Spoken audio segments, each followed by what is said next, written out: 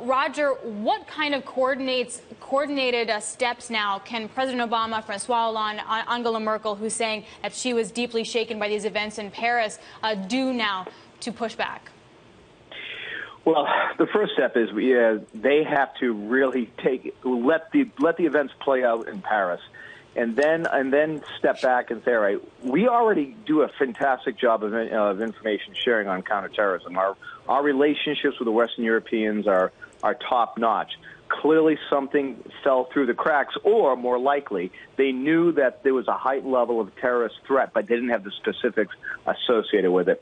So much is going to depend on who actually was responsible for this, because if it was purely organic from French citizens, was it people who went to Syria and then came back, the foreign fighter phenomenon, or was it part of the wave of immigration that came through as well?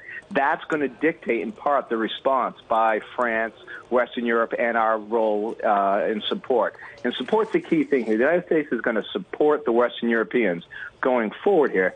And certainly we're going to review our own policies to make sure we're doing what we're supposed to be doing. But their problem is much worse and much different than ours, and it's on a scale much greater.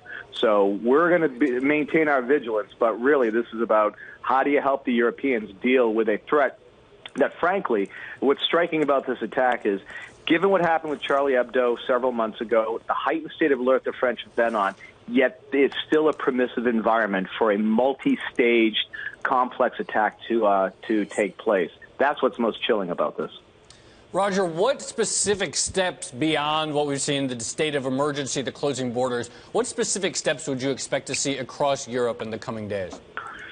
Well, what you see in the French do right now is just trying to contain the situation, because they don't know what's going to happen next. And going back to the 9/11 world, our greatest fear was the next round of attacks. We did not know what was going to happen next, and that certainly is a concern that you see in the French play out right now. The level of coordination is going to be extremely high between French intelligence and security services and their counterparts. You're going to be seeing all the different intelligence agencies working at a heightened level of cooperation, more than they typically do right now. Because really it's about making sure it's about bringing these series of events to a closure, minimizing loss of life right now, ensuring that there is not another attack that is either in the planning or a potential copycat or lone wolves who get motivated by this attack. And then lastly, identifying who is responsible for it and either bringing those individuals to justice, whether it was an organized group like Al-Qaeda in the Arabian Peninsula or several of the ISIS/ISIL factions, or if it's somebody altogether different. We don't know right now, and we would be irresponsible to assign blame at this point. Mr. Cressey, that then, given the backdrop, because as you mentioned, we cannot assign blame because as of yet we do not know who carried out this attack. But talk to us about the impact that this will have on the French political landscape. There has been a rise of anti-immigrant sentiment in France. What will this mean going forward?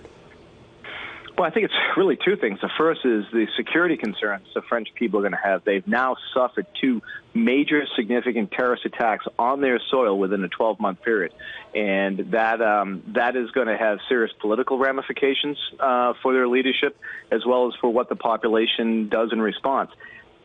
Secondary to that, it's the point you just raised. I think the immigration issue, if the people responsible for this are at all tied to any elements of the current immigration phenomenon, then there's going to be a severe backlash.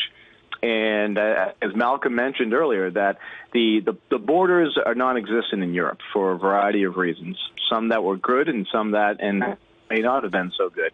And that will certainly be called back and will be questioned, and people will start to decide, do we need to have this type of free movement of people between European states where it allows individuals to plan, to operate in ways that you certainly can't inside regarding the United States. It is different. So we'll have to wait and see how that plays out.